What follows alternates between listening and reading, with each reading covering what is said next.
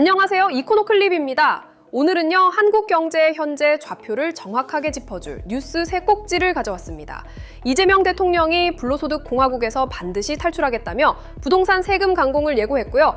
OECD가 한국의 잠재 성장률이 역대 최저로 떨어질 거라는 경고를 내놨습니다. 그리고 패션 플랫폼 무신사가 기업가치 10조 원을 내걸고 IPO 상장에 본격 시동을 걸었습니다. 하나하나 차근차근 살펴보겠습니다. 자, 첫 번째 뉴스입니다. 부동산 시장에 꽤 큰 변화가 시작됐습니다. 지난 5월 9일 그동안 계속 미뤄져 오던 다주택자 양도소득세 중과 유예가 드디어 종료됐습니다. 이게 뭔 얘기냐면요. 2022년부터 정부가 다주택자한테 집을 팔 때 무거운 세금을 물리는 걸 잠깐 멈춰뒀거든요. 경기가 안 좋으니까 거래를 좀 살리자는 취지였죠. 근데 이제 그 유예 기간이 끝난 겁니다. 구체적으로 어떻게 달라지느냐? 조정 대상 지역에서 집을 팔 때 2주택자는 기본 양도세율에 20%포인트가 추가로 붙습니다. 3주택 이상이면 30%포인트가 더 붙고요. 예를 들어 볼게요. 양도 차익이 5억 원이라고 치면 기본 세율이 한 40% 정도 되는데요. 여기에 중과세가 20%포인트 붙으면 60%가 되는 거예요. 5억 벌었는데 3억을 세금으로 내야 하는 거죠. 다만 정부가 완전히 칼을 휘두른 건 아니고요. 보완 장치를 마련했습니다. 5월 9일 이전에 매매 계약을 체결한 경우에는 계약일로부터 4개월 안에 장음을 치르면 중과를 면제해주기로 했어요. 신규 조정 대상 지역은 6개월까지 유예해주고요. 임대 중인 주택도 임대차 계약 종료일까지는 실거주 의무를 유예해줍니다. 여기서 중요한 게 뭐냐면요. 이재명 대통령의 메시지입니다. 대통령이 직접 SNS를 통해서 부동산 불법 투기와 탈세는 이제 안 된다고 못 박았어요. 망국적인 부동산 불로소득 공화국에서 반드시 탈출하겠다는 표현까지 썼습니다. 상당히 강한 어조죠. 실제로 국세청 부동산 탈세 신고센터가 출범한 지 5개월 만에 접수된 제보가 780건입니다. 그중 80%가 서울과 수도권에 집중돼 있어요. 부동산 탈세가 수도권에 얼마나 심각한지를 보여주는 숫자인 거죠. 자, 그리고 앞으로가 더 중요합니다. 대통령이 세제 문제는 7월쯤 가능할 것이라고 했거든요.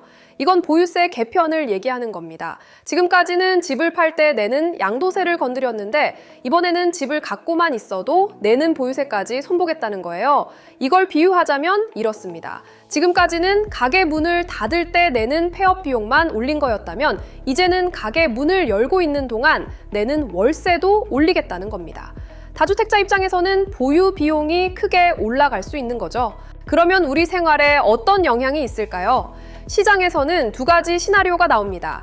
하나는 세금 부담을 견디지 못한 다주택자들이 매물을 쏟아낼 거라는 전망이에요.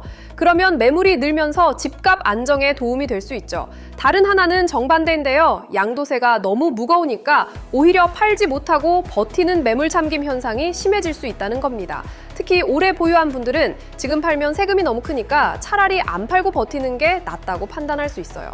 결국 7월에 나올 보유세 개편안이 판세를 가를 겁니다. 보유세를 확 올리면 버티기 전략이 무너지면서 매물이 나올 수 있고 보유세 인상폭이 미미하면 매물 잠김이 계속될 수 있죠. 전문가들은 이번 정부의 부동산 정책 기조가 역대 정부 중에서도 상당히 강경한 편이라고 평가하고 있어요. 특히 부동산을 통한 불로소득보다 기업 투자나 기술 혁신 같은 생산적 경제 활동이 더 보상받는 구조를 만들겠다는 게 정부의 방향인데요.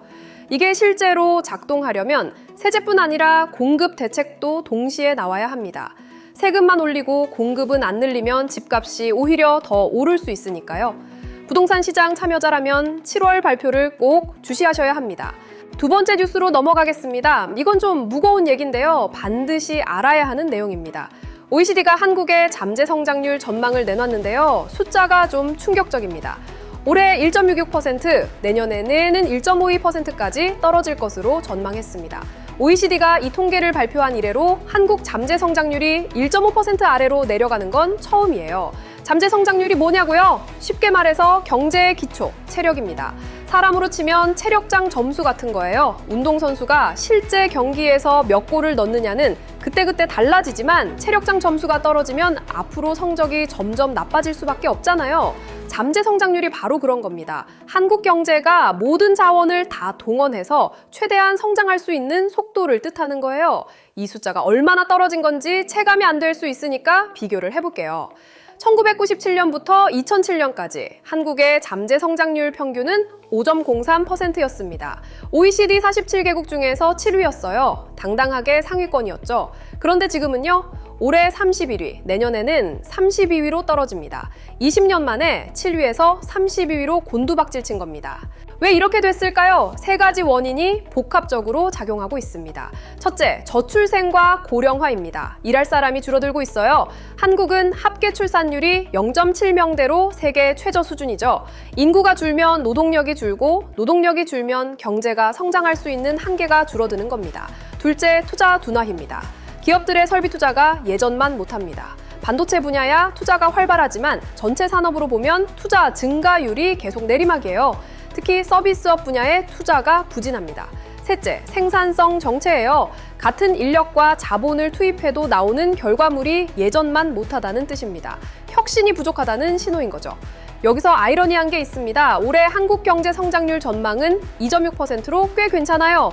OECD가 최근에 상향 조정까지 했거든요. 반도체 수출이 워낙 잘 되고 있으니까요. 5월 반도체 수출이 372억 달러로 사상 최고를 기록했습니다. 전년 대비 169% 증가한 수치예요. 그런데 잠재 성장률은 계속 떨어지고 있다. 이건 마치 이런 거예요. 지금 달리기 시합에서 금메달을 땄는데 체력 검사를 해보니까 기초 체력이 계속 약해지고 있다는 진단을 받은 겁니다. 지금 당장은 괜찮지만 이대로 가면 앞으로 시합을 뛸 체력 자체가 안 된다는 경고인 거죠. 우리 생활에는 어떤 영향이 있을까요? 잠재 성장률이 떨어지면 일자리 창출 능력이 줄어듭니다. 경제가 덜 성장하니까 새로운 일자리가 덜 만들어지는 거죠. 임금 인상률도 장기적으로 떨어질 수밖에 없고요. 국민연금이나 건강보험 같은 사회보장 시스템의 지속 가능성에도 빨간불이 켜집니다. 경제 규모가 줄어드는데 복지 지출은 늘어나니까요. 전문가들은 이 추세를 되돌리려면 구조적인 개혁이 필요하다고 입을 모읍니다. 노동시장을 유연하게 바꾸고 규제를 혁신하고 서비스 산업의 생산성을 높이고 여성과 고령층의 경제활동 참여를 늘리고 이민 정책도 개선해야 한다는 거죠.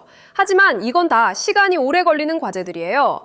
단기 처방이 아니라 체질 개선이 필요하다는 뜻입니다. 참고로 일본이 좋은 선례가 됩니다. 일본도 90년대에 잠재 성장률이 급락하기 시작했는데 그때 구조 개혁을 하지 못하면서 잃어버린 30년을 겪었잖아요. 한국이 지금 비슷한 갈림길에 서 있다고 보는 전문가들이 많습니다. 어쩌면 지금이 마지막 골든타임일 수 있습니다. 반도체 호황으로 경제가 돌아가는 지금 이 시간을 허비하면 정말로 저성장의 늪에서 빠져나오기 어려워질 수 있으니까요.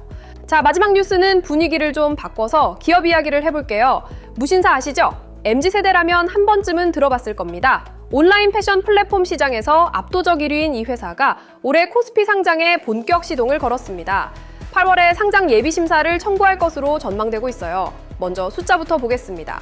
무신사의 2025년 실적이 나왔는데요. 매출 1조 4,679억 원, 영업이익 1,405억 원입니다. 전년 대비 매출은 18.1%, 영업이익은 36.7% 증가했어요. 둘 다 사상 최대치입니다. 플랫폼을 통한 거래액도 5조 원으로 역대 최고를 기록했고요. 이 숫자가 얼마나 대단한 건지 맥락을 좀 드릴게요. 2025년은 패션 업계에서 빙하기라고 불렸습니다. 소비 심리가 위축되면서 패션 기업들이 다 힘들어했거든요. 그런 와중에 무신사만 매출과 이익 모두 두 자릿수 성장을 한 겁니다. 패션 업계의 겨울에 혼자 봄을 맞은 셈이죠. 성장 비결이 뭘까요? 크게 세 가지입니다.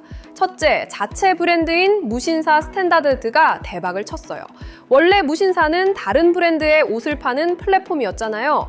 그런데 자기 브랜드를 만들어서 직접 팔기 시작한 거예요. 이게 마치 쿠팡이 로켓 배송으로 직접 물건을 파는 것과 비슷한 전략인데요. 무신사 스탠다드의 경우 품질 대비 가격이 좋다는 입소문을 타면서 고속 성장을 했습니다. 둘째, 오프라인 매장 확장이에요. 2022년 말의 홍대와 강남 두 곳에 불과했던 무신사 스탠다드 매장이 지난해 말 기준으로 30여 개까지 늘었습니다. 온라인에서 시작한 회사가 오프라인으로 나온 건데 이런 전략을 업계에서는 O2O, 즉 온라인 투 오프라인이라고 부릅니다. 온라인에서 쌓은 데이터와 브랜드 인지도를 오프라인에서 현금화하는 전략이죠. 셋째, 글로벌 진출입니다. 중국 상하이에 무신사 스탠다드 매장을 이미 열었어요. 화이하이루에 1호점, 난징둥루에 2호점을 오픈했고 일본에서도 팝업 스토어를 진행하고 있습니다. 특히 수출액이 489억 원으로 전년 대비 10배 이상 급증한 게 인상적이에요. 연내 중국 매장을 10개 이상으로 늘리고 2030년까지 100개 매장을 목표로 하고 있습니다. 자, 그럼 이제 IPO 얘기를 해볼게요. 무신사가 목표로 하는 기업 가치가 10조 원입니다. 상장 주관사 선정 과정에서 참여한 증권사들이 모두 10조 원 이상의 기업 가치를 제시했어요. 주관사단은 한국투자증권, KB증권, 시티글로벌마켓증권, JP모건으로 구성됐고 한국투자증권이 대표 주관을 맡고 있습니다. 근데 시장에서는 논쟁이 있습니다. 10조 원이 적정하냐는 거죠. 2025년 영업이익이 1,409억 원이잖아요. 기업 가치가 10조면 영업이익 대비 70배가 넘는 수준입니다. 현재 장외시장에서 거래되는 시가총액은 5조 원 수준이고요. 일부 분석에서는 적정 기업 가치가 3조에서 6조 원 사이라는 평가도 나옵니다. 이걸 쉽게 비유하면요. 연봉이 1,400만 원인 사람이 내 몸값은 10억이야 라고 하는 것과 비슷합니다. 물론 미래 성장성을 감안하면 프리미엄을 줄 수 있지만 그 프리미엄이 합리적이냐는 건 따져봐야 하는 거죠. 무신사 입장에서는 글로벌 확장이 성공하면 10조가 오히려 저평가일 수 있다고 주장할 겁니다. 한국 시장만 보면 5조가 적정할 수 있지만 중국과 일본, 동남아시아까지 사업이 확대되면 성장 여력이 훨씬 크니까요. 반대로 회의적인 시각에서는 해외 시장에서의 성공이 아직 검증되지 않은 상태에서 10조는 너무 높다는 겁니다. 우리 생활에는 어떤 영향이 있을까요? 무신사가 상장하면 개인 투자자들에게 공모주 청약 기회가 열립니다. 최근 IPO 시장이 활발해지면서 공모주 투자에 관심 있는 분들이 많으실 텐데요. 무신사는 올해 IPO 시장에서 가장 주목받는 종목 중 하나가 될 겁니다. 또 무신사의 성공적인 상장은 K패션의 글로벌 경쟁력을 보여주는 신호탄이 될 수 있어요. 삼성이 반도체에서, 현대가 자동차에서 한국을 대표하듯 무신사가 패션 플랫폼 분야에서 한국의 이름을 알리는 기업이 될 수 있는 거죠.